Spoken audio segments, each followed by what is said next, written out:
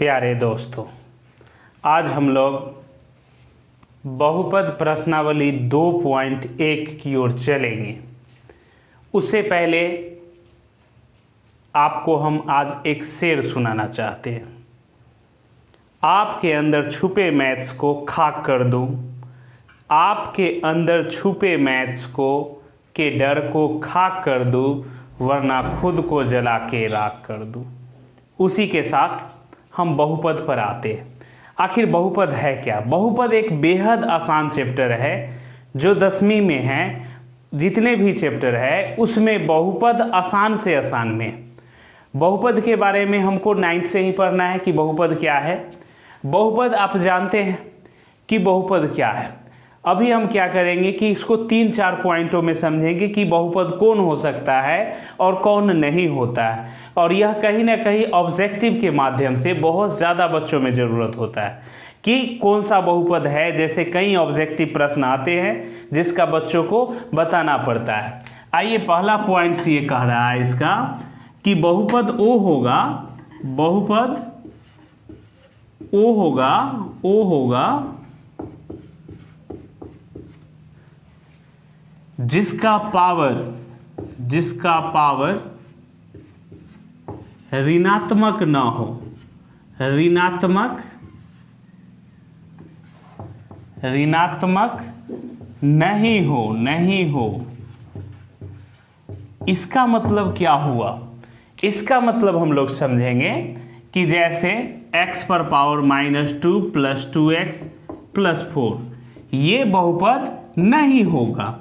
ये बहुपद नहीं होगा। क्यों नहीं होगा? क्योंकि बहुपद में x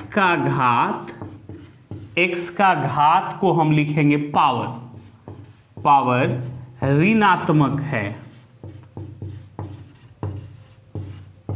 मेरे प्यारे फ्रेंड्स, आप इसको समझें कि पहला पॉइंट हम क्या लिखें कि बहुपद ओ होगा जिसका पावर ऋणात्मक नहीं हो। इसका मतलब ये हुआ कि x पर पावर अगर -2 + 2x + 4 है तो यह बहुपद नहीं होगा। और क्यों नहीं हो रहा है? क्योंकि यहाँ पर x का पावर क्या है? माइनस दिया हुआ है। और जब भी ऐसे टर्म बनेंगे तो उसका अगर पावर माइनस हो जाए तो वह बहुपद नहीं होगा। आगे चलते हैं। इसका पॉइंट नंबर 2 कहता है कि अल्फाबेट बट्टे में न हो, अर्थात हर में नहीं हो। अगर हर में हो गए तो फिर वह बहुपद नहीं होंगे। अल्फाबेट हर में नहीं हो। अगर हर में हो गए तो फिर वह क्या होंगे? बहुपद नहीं होंगे। कैसे नहीं होंगे? देखिए, x + 1/x, अब यह भी बहुपद नहीं है। क्यों नहीं है? क्योंकि 1 के बटा में x है। या फिर y² + 1/y, यह भी बहुपद नहीं है। यह भी बहुपद नहीं है। क्यों? क्योंकि दोनों हर में हैं। अगर हर में कोई भी एक आपका अल्फाबेट आ जाए तो वह बहुपद नहीं होगा। अब अगला चलते हैं। और 3 अगला है कि अल्फाबेट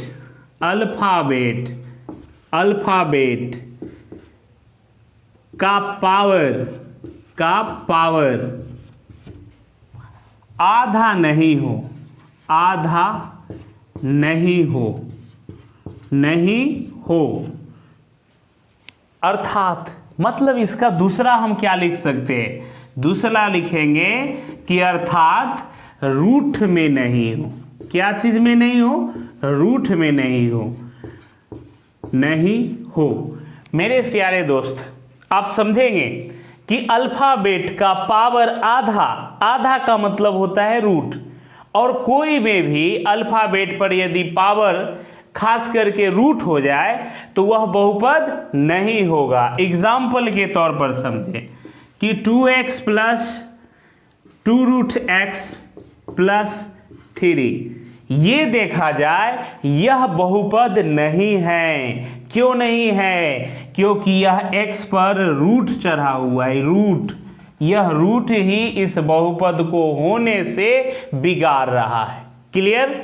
यानी कि बहुपद में जो मूल है यहाँ पर x, या फिर इसको दूसरे शब्दों में ये कहा जाए कि y² 2i प्लस अगर रूट y आ जाए, यानी कि रूट कहीं भी चढ़ जाए, इस पर भी चढ़ सकता है, तो ऐसे परिस्थिति में वह बहुपद नहीं होंगे। बल्कि ये बहुपद नहीं होने का कंडीशन है कि बहुपद कब नहीं होगा, जब ऐसा हो जाता है। और अगर ऐसा नहीं होता है तो वह सारी क्या है? बहुपद है। अब हम लोग अगला चलते हैं 2.1 प्रश्नावली की तरफ। प्यारे दोस्त, अब हम आपको प्रश्नावली 2.1 की दुनिया में ले चलते हैं। और प्रश्नावली 2.1 आपका ये रहा। क्वेश्चन नंबर 1 है, किसी बहुपद के px के लिए y बराबर px का ग्राफ नीचे की आकृति 2.10 में दिया गया है। ये जो आप आकृति देख रहे हैं इसको 2.10 लिखा जा सकता है। ये आकृति क्या है? 2.10। प्रत्येक स्थिति में px के शून्यकों की संख्या ज्ञात करना। इतनी आसान चैप्टर, इसको हम सेकेंडों में सॉल्व कर सकते हैं नहीं, क्योंकि मैथमेटिक्स है ही ऐसा। आइए देखते हैं सर्वप्रथम पहली पिक्चर की तरफ। ये पहला पिक्चर रहा। इसमें ग्राफ की क्या होगी? ग्राफ माने इसमें शून्यकों की संख्या कितनी होगी? लिखेंगे इसमें शून्यकों की संख्या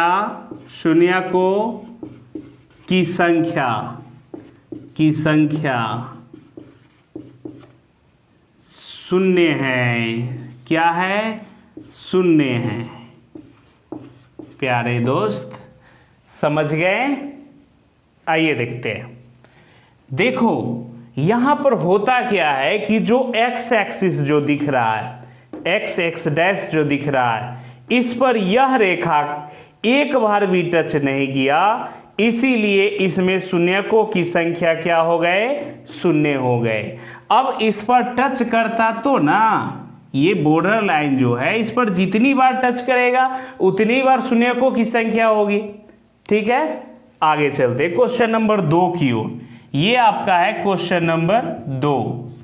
ठीक है प्यारे दोस्त, इसको जरा गौर से देखिए। ये ऊपर टच करते करते नहीं किया, फिर नीचे आया, फिर नीचे से ऊपर की ओर, और एक बार एक्स एक्सिस को क्रॉस किया है, अर्थात टच होते हुए या छेदक करते हुए निकला है।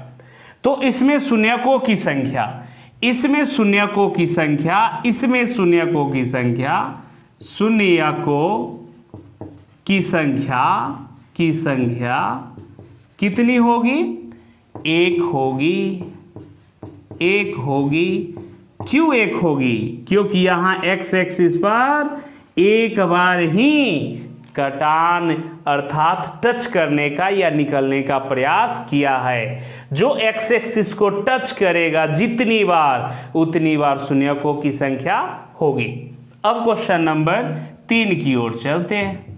अब इस 3 को गौर से देखिए, कै बार टच किया? पहली बार यहाँ से चला और यहाँ एक बार छू लिया। y से इसको कोई मतलब नहीं, x को कितने बार? दूसरा बार यहाँ और तीसरा बार यहाँ, यानी कि 3 बार इसने टच किया। तो इसमें लिखेंगे शून्यकों की संख्या। शून्यकों की संख्या कितनी हो गई? कितनी हो गई? 3 होगी। क्यों 3 हुई? क्योंकि यह 3 बार एक्स एक्सिस को टच करता है। ध्यान दीजिए, 1 2 और ये रहा 3। नेक्स्ट यहां पर आप आते हैं क्वेश्चन नंबर 4 की ओर। क्वेश्चन नंबर 4 की ओर ध्यान से देखिएगा। क्वेश्चन नंबर 4 को यदि हम देखते हैं तो यह भी 2 बार एक्स एक्सिस को टच या क्रॉस किया है। ये देखिए 1 और ये देखिए इसको 2। तो इसमें लिखेंगे, इसमें शून्यकों की संख्या कितना हो जाएगा?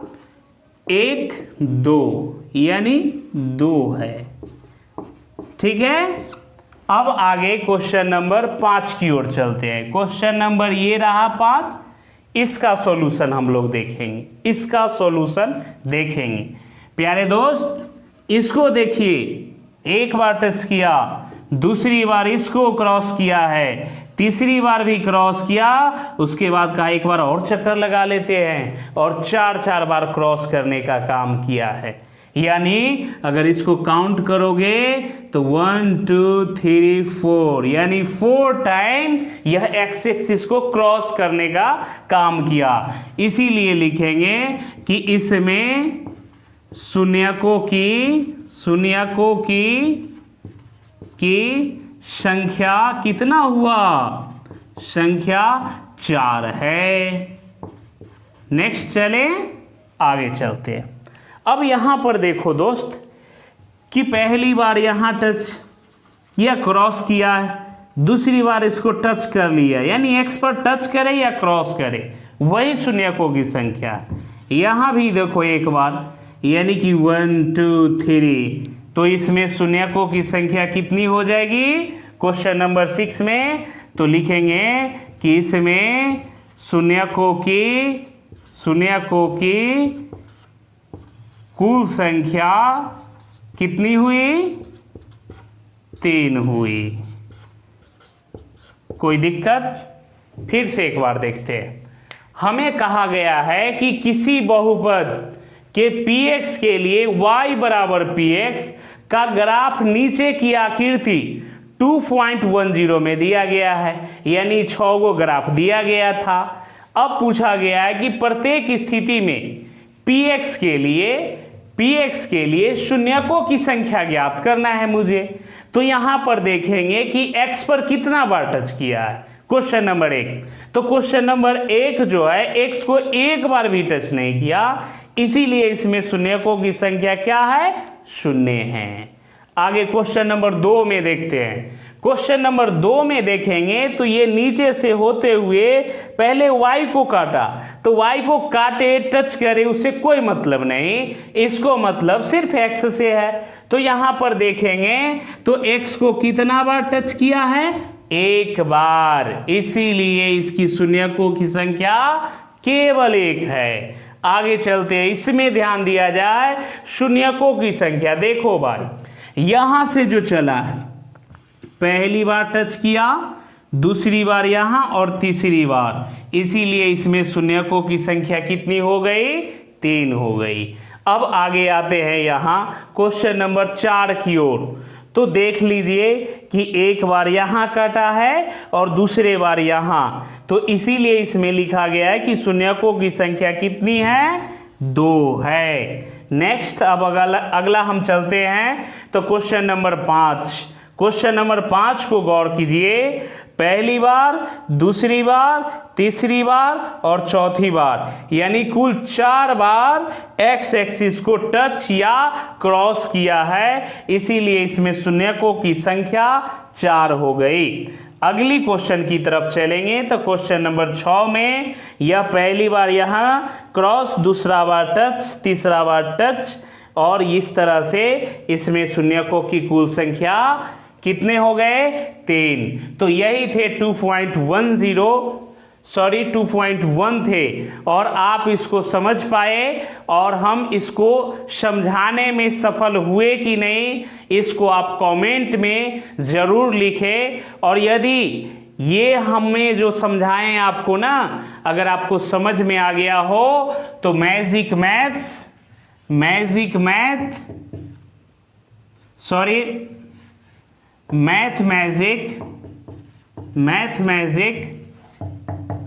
बाय बीरू सर, जो हमारा चैनल है, इसको लाइक, शेयर एंड सब्सक्राइब जरूर करें। धन्यवाद।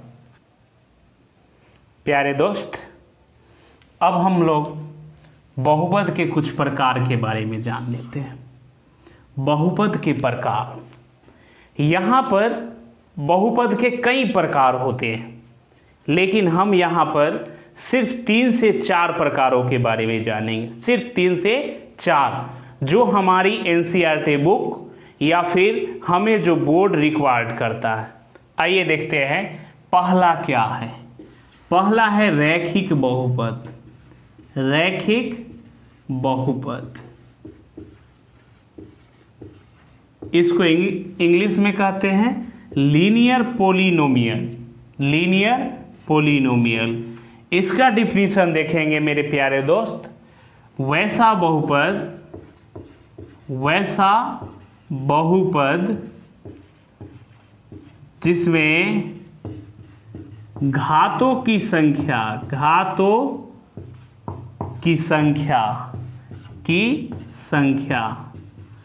सिर्फ एक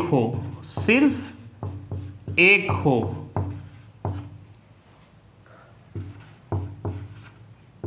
जिसे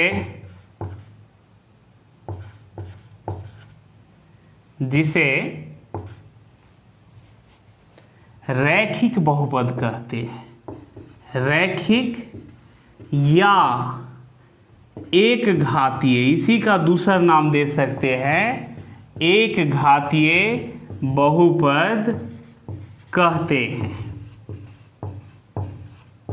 ठीक है मेरे दोस्त। अब इसका हम जनरल फॉर्म जानेंगे, व्यापक रूप। इसका व्यापक रूप क्या होता है? तो इसका व्यापक रूप होता है, यानी जनरल फॉर्मूला ax + b, जहाँ a बराबर कभी भी क्या नहीं होंगे, 0 नहीं होंगे। क्यों नहीं होंगे? क्योंकि यदि a के मान कहीं हम 0 डाल देंगे तो x वाले टर्म समाप्त, और ज्यों ही x वाले टर्म समाप्त होंगे तो फिर यह रैखिक बहुपद कैसे होगा? अब इसका एग्जाम्पल देख लीजिए। एग्जाम्पल 2x + 3, 5y + 9 या 7z + 4, -4 कर देते हैं, कोई दिक्कत नहीं।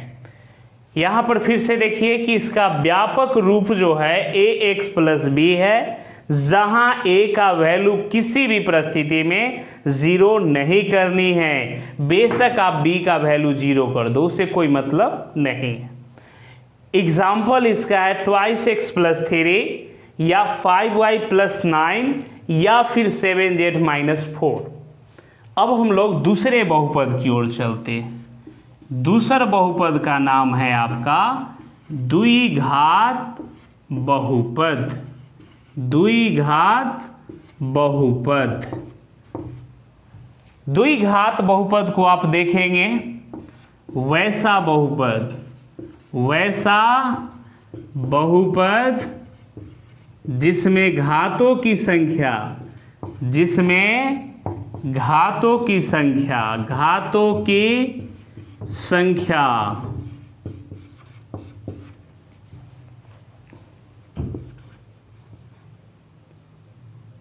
2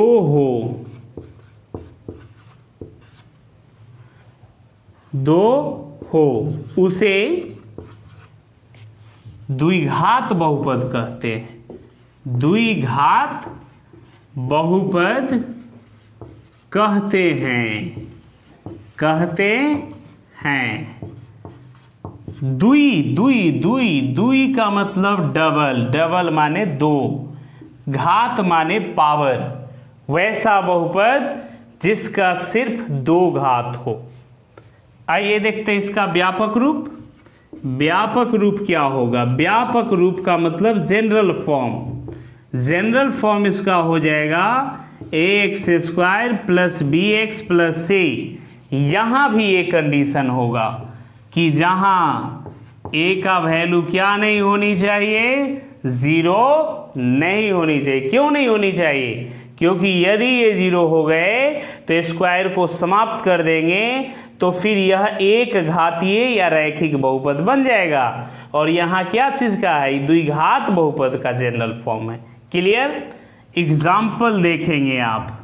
एग्जाम्पल 2x² 4x -9। आगे चले दोस्त, क्वेश्चन नंबर इसकी तीसरी अर्थात तीसरा भाग की ओर। तीसरा भाग है त्रिघात बहुपद। त्रिघात बहुपद देखें, त्रिघात बहुपद का डिफिनीशन होगा कि वैसा बहुपद जिसमें घातों की संख्या 3 हो, उसे त्रिघात बहुपद कहते हैं। त्रिघात बहुपद कहते हैं।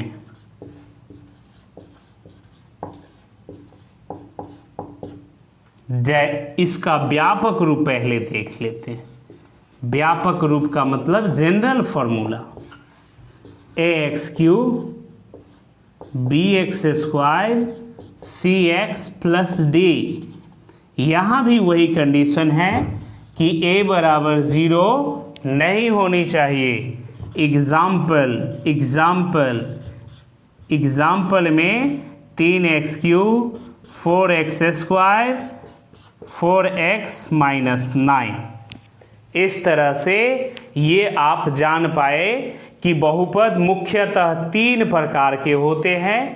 पहला रैखिक बहुपद। रैखिक बहुपद किनको कहते हैं? वैसा बहुपद जिसमें घातों की संख्या सिर्फ 1 हो, जिसे रैखिक या एक घातीय बहुपद कहते हैं।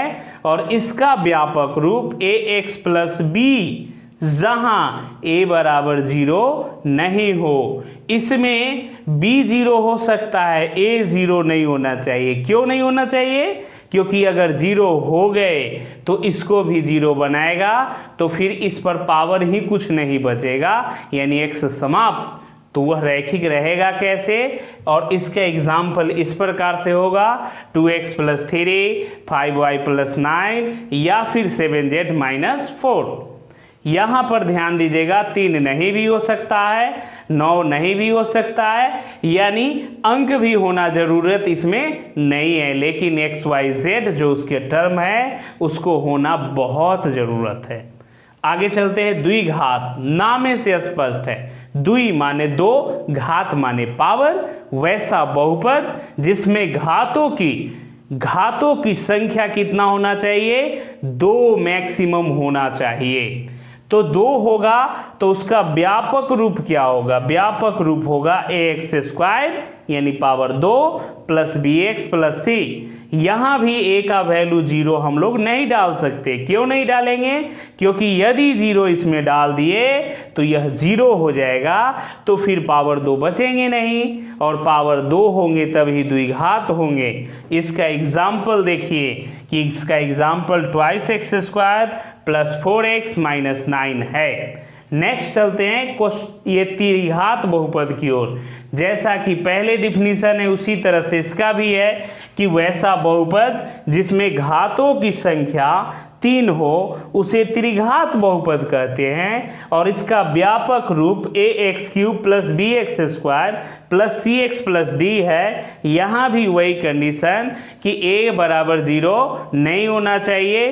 क्यों? क्योंकि अगर 0 हुए तो पावर 3 समाप्त, और पावर 3 समाप्त तो त्रिघात नहीं बचेंगे। और इसका एग्जाम्पल 3x³। इतना ही नहीं दोस्त, केवल x³ लिख दो, इसका एग्जाम्पल हो गया। एक और बहुपद होता है जिसका नाम शून्य बहुपद है। शून्य बहुपद में क्या होते हैं कि उनके टर्म शून्य रखे जाते हैं, इसीलिए ये ज़्यादा ये नहीं है। बस उसमें अगर शून्य केवल दिखाई दे तो समझ लीजिए कि वह शून्य बहुपद है। इस तरह से यह बहुपद है। और बहुपद जो नहीं हुए थे उसकी चर्चा हम पहले कर चुके हैं। अब हम लोग 2.2 टू की ओर चलेंगे।